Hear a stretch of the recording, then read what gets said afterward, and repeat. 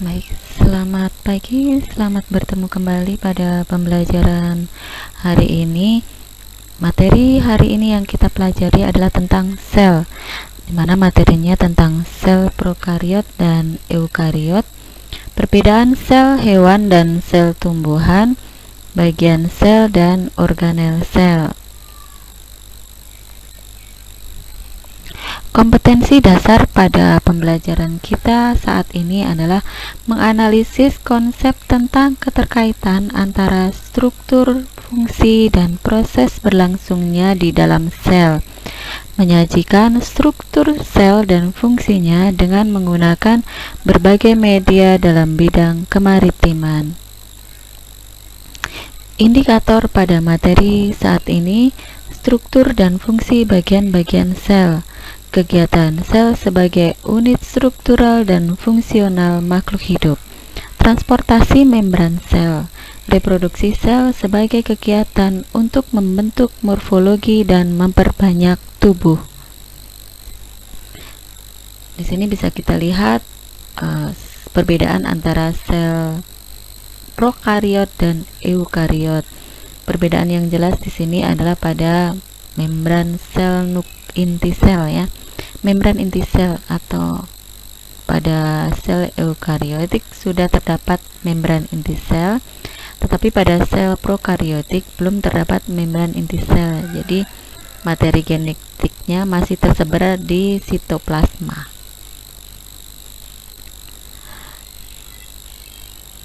Di sini bisa kita lihat tentang sel hewan dan sel tumbuhan.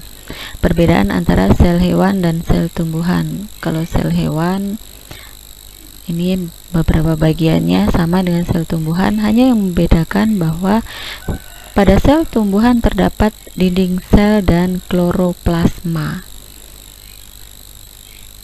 Ini bagian-bagian selnya ya. Nah, kita akan pelajari lebih lanjut. Di sini ada sejarah penemuan sel. Pada tahun 1500-an ditemukan lensa konveks dengan perbesaran 5 kali dari benda aslinya.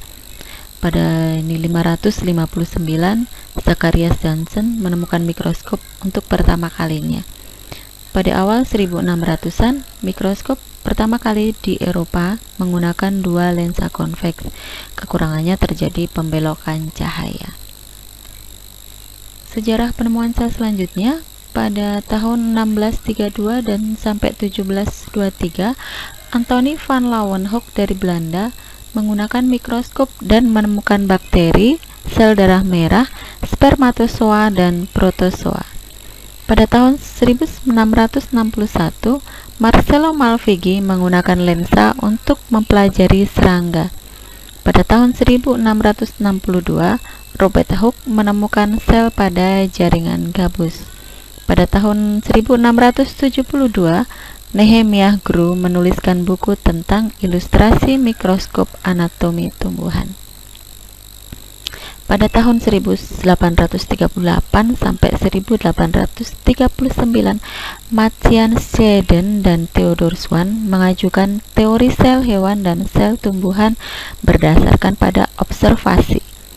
Pada tahun 1855, Rudolf Virchow menyatakan teori sel yang baru dibentuk karena pembelahan sel sebelumnya. Pada tahun 1880, August Weismann menambahkan teori Virchow menyatakan bahwa semua sel yang ada sekarang dapat digunakan untuk melacak sel nenek moyang terdahulu. Ini bagian-bagian sel. Bagian utama pada sel itu adalah dinding sel, membran sel, sitoplasma, nukleolus atau inti. Pada sitoplasma terdapat retikulum endoplasma, ribosom, mitokondria, plastida, sitoskeleton, sentriol, vakuola, lisosom, badan Golgi. Ini organel sel. Ya. Sebelum kita masuk ke materi dinding sel, kita akan saksikan video berikut ini, mungkin akan memperjelas. Ya, kita saksikan dulu videonya.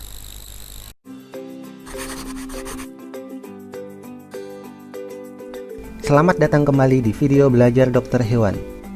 Di seri video kali ini kita akan membahas segala sesuatu tentang biologi sel.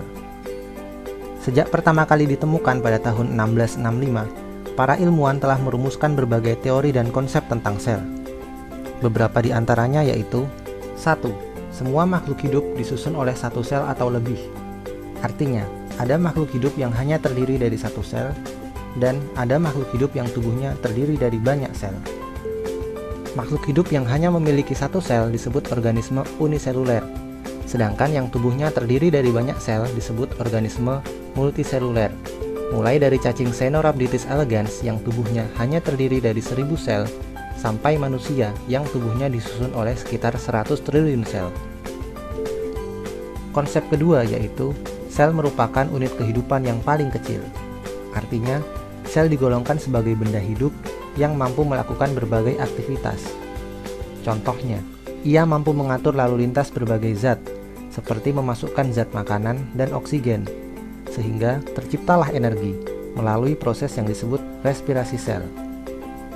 Energi inilah yang kemudian digunakan untuk melakukan aktivitas lainnya, seperti saling berkomunikasi, tumbuh, dan membelah diri, atau berubah menjadi sel lainnya.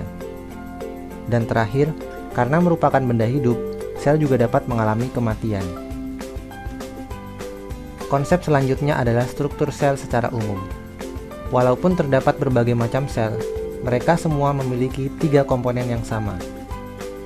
Yang pertama adalah membran sel, suatu lapisan tipis yang berfungsi untuk memisahkan sel dengan lingkungan luarnya.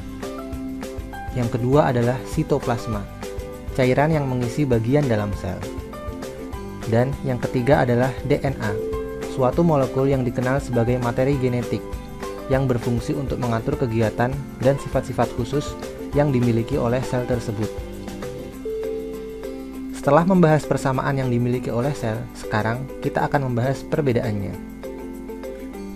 Secara umum, segala jenis sel dibagi menjadi 2 kelompok besar, yaitu sel prokariot dan sel eukariot. Istilah ini berasal dari bahasa Yunani. Prokariot artinya before nucleus, sedangkan eukariot artinya through nucleus. Sehingga, sel prokariot merupakan kelompok sel yang tidak memiliki nukleus, sedangkan sel eukariot merupakan kelompok sel yang memiliki nukleus. Nukleus merupakan struktur besar yang dilapisi oleh membran. Ia terletak di tengah sel dan berfungsi untuk membungkus DNA. Sementara itu, DNA pada sel prokariot tidak dibungkus oleh apapun dan hanya melayang-layang di sitoplasma. Sekumpulan DNA pada sel prokariot ini biasa disebut sebagai nukleoid, artinya bentukan yang menyerupai nukleus. Selain nukleus, di dalam sel eukariot juga terdapat berbagai struktur bermembran lainnya yang disebut organela. Keberadaan organela ini menciptakan berbagai ruangan terpisah di dalam sel eukariot. Sedangkan struktur sel prokariot jauh lebih sederhana, hanya berupa ruangan besar yang tidak memiliki kamar-kamar tersendiri. Selain itu, sel eukariot berukuran jauh lebih besar. Ukuran rata-rata mereka adalah 10 mikrometer, 10 kali lebih besar daripada sel prokariot yang hanya berukuran 1 mikrometer. Jadi, sampai di sini dapat disimpulkan bahwa sel eukariot memiliki nukleus, bentuknya lebih canggih, dan berukuran lebih besar daripada sel prokariot. Akan tetapi, sel prokariot berusia jauh lebih tua. Mereka diduga sebagai makhluk hidup pertama yang ada di planet ini, serta mampu hidup di berbagai kondisi dan lingkungan. Contoh sel prokariot adalah bakteri, organisme uniseluler yang mampu hidup di mana-mana. Contoh yang lain adalah organisme uniseluler yang disebut archaea. Mereka mampu hidup di lingkungan yang ekstrim, seperti di kawah gunung berapi, atau di rawa dengan tingkat keasaman yang tinggi. Sementara itu, organisme yang memiliki sel eukariot atau eukarya merupakan kelompok organisme dengan mekanisme hidup yang lebih kompleks dan modern, seperti manusia, hewan, tumbuhan, jamur, dan protista. Bakteri, archaea, dan eukarya merupakan 3 domain yang merupakan patokan dasar pengklasifikasian makhluk hidup. Masih banyak tingkat klasifikasi yang lebih mendetail di bawah mereka. Sampai di sini dulu video pengantar tentang biologi sel. Untuk video sebelumnya,